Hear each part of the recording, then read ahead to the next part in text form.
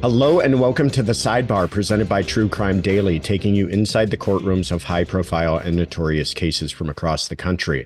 I'm your host, Joshua Ritter. I'm a criminal defense lawyer based in Los Angeles and previously an LA County prosecutor for nearly a decade. You can find me on Instagram and Twitter at Joshua Ritter ESQ or at joshuaritter.com. We are recording this on Friday, December 15th, 2023. And today we wanted to close out the year by doing something a little bit different. We're going to take a look back at 2023 and discuss some of the biggest cases and verdicts from the year. Looking back on the year, we realized just how much took place in the legal and true crime space, and there was no way that we could possibly adequately do justice to every single one of the cases that we talked about or all of the cases that were even worth talking about. But we did our best to kind of sample three areas that we thought were best representative of the year that was 2023. So first, 2023 saw true development and even some closure in the arc of the Me Too movement, including convictions for Danny Masterson and Harvey Weinstein and an acquittal for Kevin Spacy. Also, we saw several cases that dominated national headlines for weeks at a time, including the trial and convictions of both Alex Murdoch and Lori Vallow, as well as the ongoing saga in the Idaho multiple murder prosecution of Bryan Kohberger. And finally, we take a look back at breaking developments in cases that went unsolved for years, but had some breakthroughs in this year, namely the Gilgo Beach murders, the tragic Delphi slayings of two young teens, and the arrest of a suspect in the shooting death of Tupac Shakur. So we're going to jump into those cases now. First, while 2023 was 5 years removed from the height of the Me Too movement, some of the most high-profile cases which kickstarted its inception finally saw juries this year. Let's look back. First, out of Los Angeles, California, though the media mogul was convicted on charges of rape and sexual misconduct back in December of last year, it wouldn't be until 2023 that we saw a sentence for the disgraced movie executive Harvey Weinstein. Weinstein, who was already serving a 23-year sentence in New York for similar crimes, was convicted by the jury of 8 men and 4 women of 3 of 7 charges. As a result, Weinstein was sentenced to 16 years in prison in an emotional hearing, which saw many of the victims of Weinstein's assaults confront their abuser. The sentence will be served consecutively to his sentence in New York. This, to me, was remarkable because he really is the face, arguably, of the Me Too movement.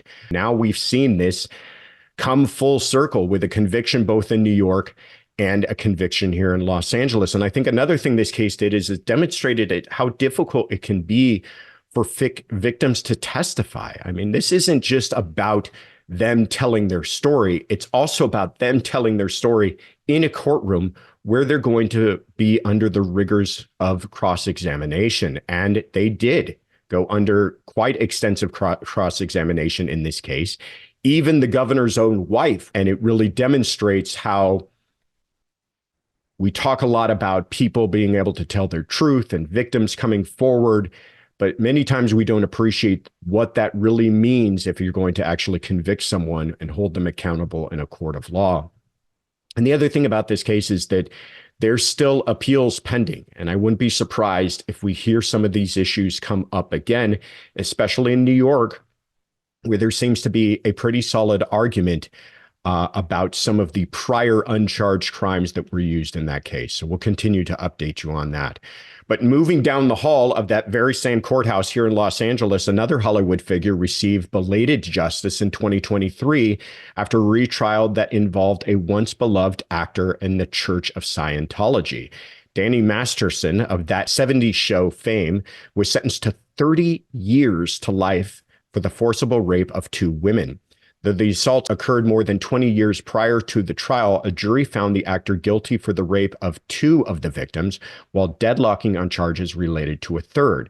Scientology was a central figure in this case, with the women claiming that they hadn't come to police earlier with their allegations because church officials had dissuaded them, threatening excommunication. However, a key detail in the retrial was evidence that Masterson had drugged the women prior to the assaults, which prosecutors and witnesses were allowed to reference. Though there was no forensic evidence presented on the drugging counts, it proved to be the edge prosecutors need in gaining conviction.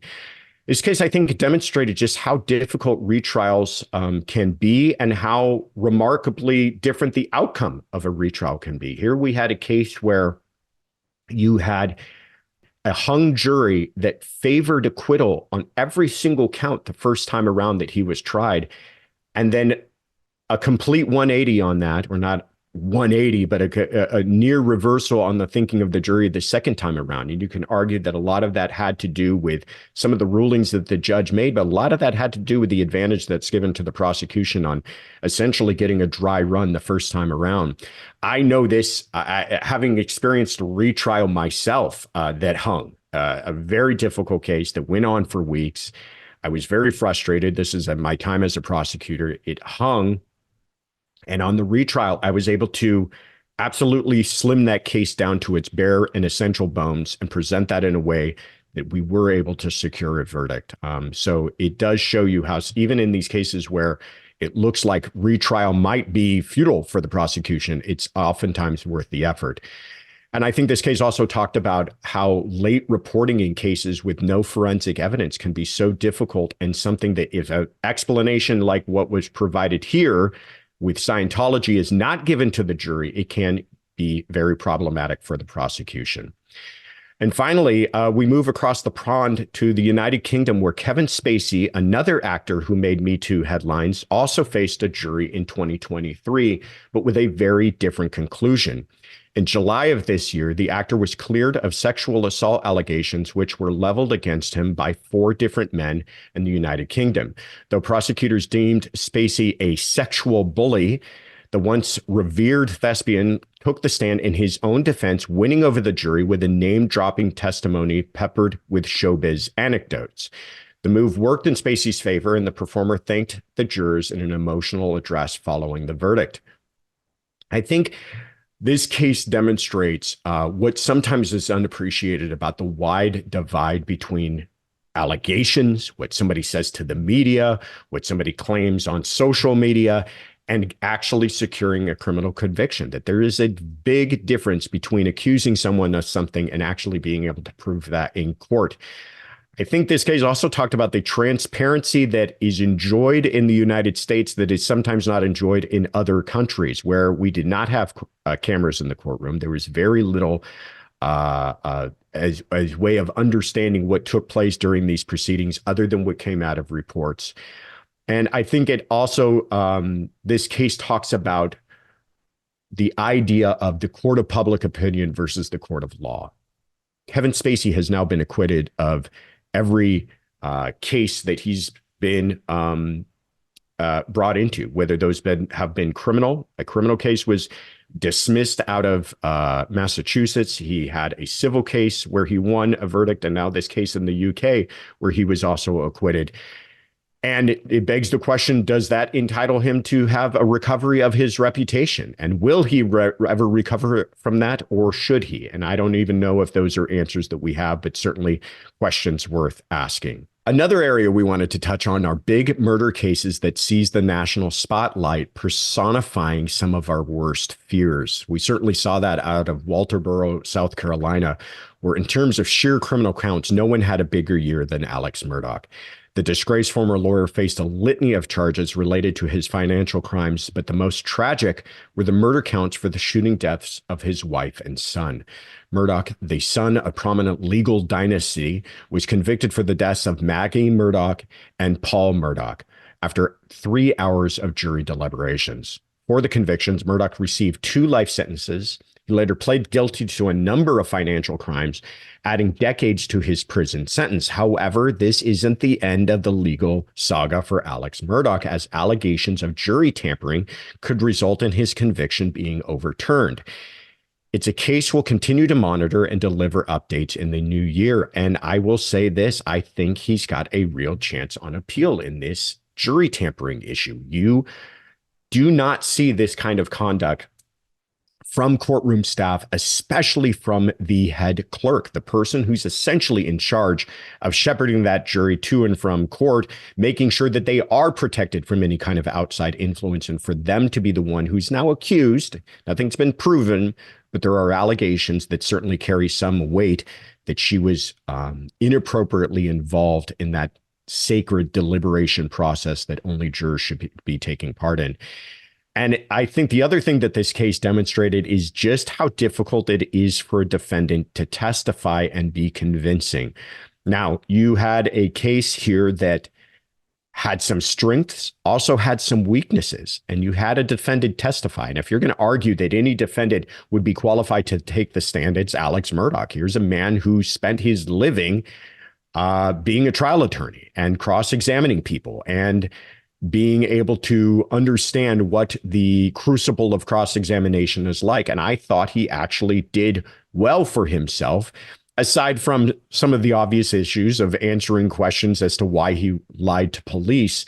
But we oftentimes say to ourselves, well, if I were innocent, I would take the stand. But I think this case demonstrates just how difficult it is for anyone to take the stand, even if you're very qualified and understand what cross-examination can entail. We will continue to watch that case as its appeals unfold. But in the meantime, in a case that had the public gripped with suspense, the alleged doomsday mom, Lori Vallow, was sentenced to life for the deaths of her children and romantic rival. Vallow, whose son J.J. Vallow and daughter Tylee Ryan were found murdered on the property of her fifth husband, Chad Daybell, plans to appeal the decision. However, she is facing additional murder charges in Arizona. Meanwhile, her husband, Chad Daybell, is still awaiting trial on the same charges for the death of the children and murder of his first wife, Tammy Daybell. Something that may differentiate his proceedings from Vallow's will be the presence of cameras in the courtroom.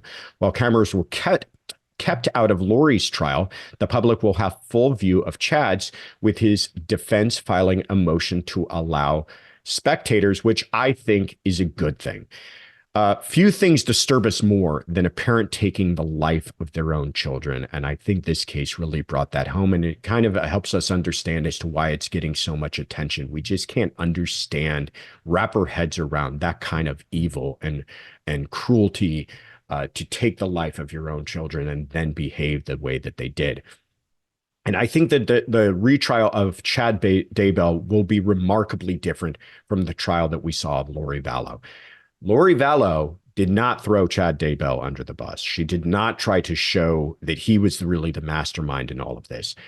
I'm going to say that I think Chad Daybell has a bit of a different take on all of this. And I think that he's going to say, hey, you've already convicted one person. She's really the person who's responsible. I had no idea she was going to do all of this. She took a lot of what I was saying as far as religious ideology and went way too far with it. I don't know. That's just my prediction. I'm also going to make another crazy prediction about this case. I think that Lori Vallow has truly drank the Kool-Aid and she's all in on all of this and believing that Chad Daybell is some sort of apostle brought back to earth. And she is now available as a witness. And if Chad Daybell's defense team were to call her, I think it would be crazy. I think it would be a remarkable move. And I also think that I'm going to go ahead and predict that that could be very well could be a possibility. She could testify, say, I've already been convicted. I'm the one who's responsible for this. And Chad had nothing to do with it. We'll see.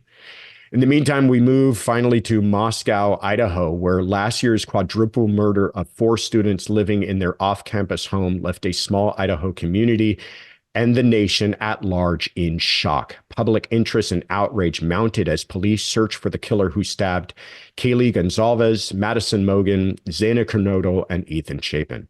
Authorities eventually announced the arrest of Brian Kohberger for the killings, and legal maneuverings have taken place throughout the year ahead of his trial. DNA evidence, specifically genetic genealogy, was used in support of Kohberger's arrest. However, his defense has been working to present contradictory testimony from excerpts that may take some of the sting out of those arguments. Allegedly, this opposing evidence proved so inflammatory that FBI agents approached a defense witness after her testimony, according to Kohberger's defense. This is only one of the issues which has delayed the trial, which doesn't seem poised to begin anytime soon. However, when trial does start, cameras are expected to be allowed in the courtroom, giving the speculative public some level of transparency in the case. This really is the stuff of nightmares. I remember when this story broke, it was just one of those things that keeps you up at night, the idea that something like this could happen. Innocent people sleeping in their own home, and they're stabbed and murdered, 4 of them in one night, all innocent kids. I think the other thing this case demonstrates is that the defense has shown a willingness to fight this on every single front, and I think that they intend to, and I am going to say that I think they're going to give the prosecution quite a fight. I think the prosecution has a very strong case, but the defense has shown that they will take no quarter in what they're willing to do and argue in this case. But in the end, I think it really all comes down to DNA. His DNA was found on a sheath that was likely the murder weapon that was found underneath one of the victims in that home. How you get around that as his defense team, I have no idea. Finally, this year saw murder mysteries begin to reach their conclusion following years of speculation. The first was a remarkable development out of Long Island, New York. Though many deaths of sex workers tragically go unsolved and unprosecuted, one case out of Long Island may have identified a serial killer and finally given voice to his alleged victims. Rex Heuermann, a Manhattan architect, was arrested in July of this year for the murders of Melissa Bartholomew, Megan Waterman, and Amber Costello. The 3 victims, who were all allegedly sex workers, were found in a remote stretch along Long Island's Gilgo Beach back in 2010. The case, which went without a suspect for years, heated up this summer when authorities allegedly found DNA on a pizza crust Heuermann discarded in the trash. Our authorities claim the DNA matches DNA found on wrappings used to cover the victims before their disposal. While there is still no trial date scheduled for the suspected serial killer, Heuermann is expected back in court on February 6th of next year as authorities continue to investigate if the man is involved in any additional unsolved deaths.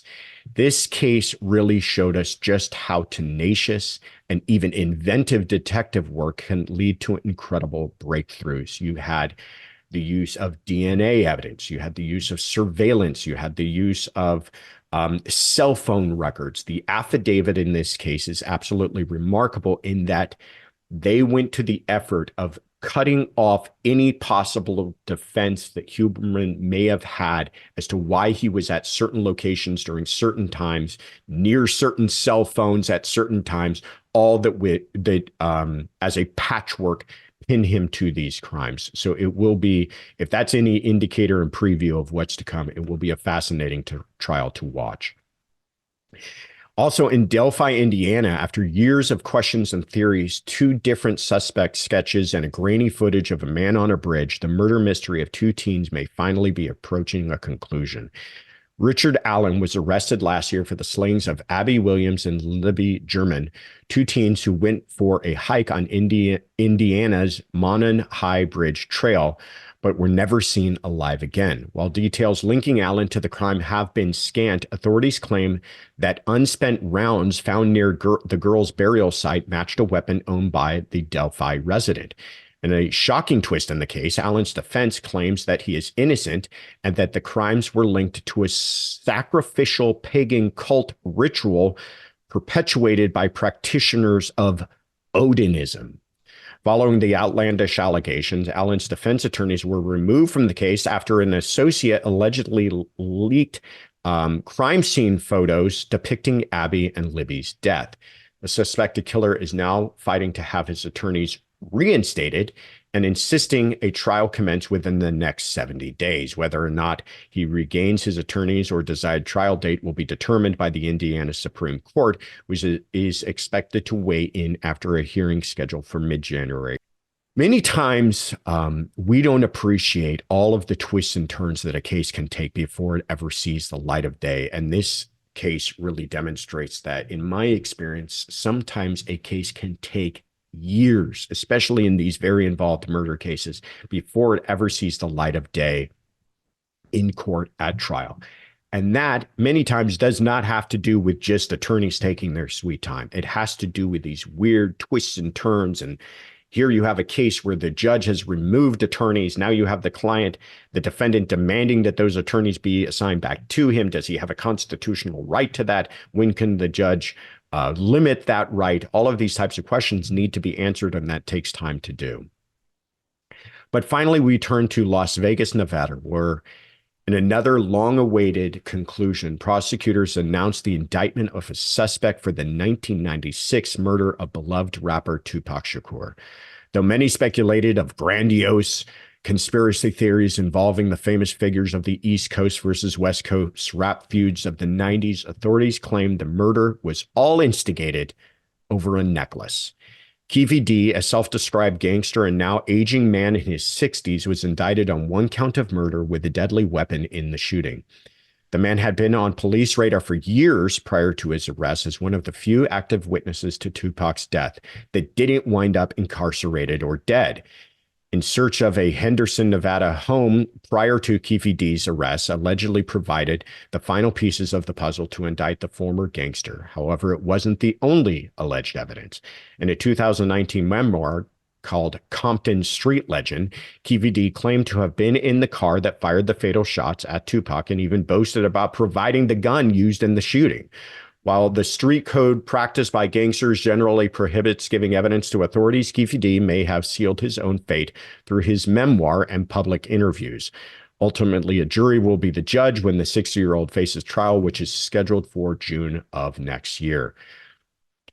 I think what this case demonstrates more than anything is that oftentimes cases that are unsolved are really cases that are uncharged.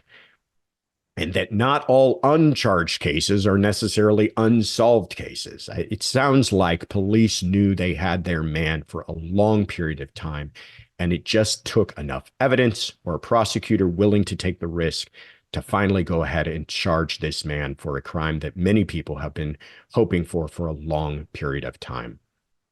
Well, as we close out our second full year of doing this podcast, we have grown a lot and learned a lot.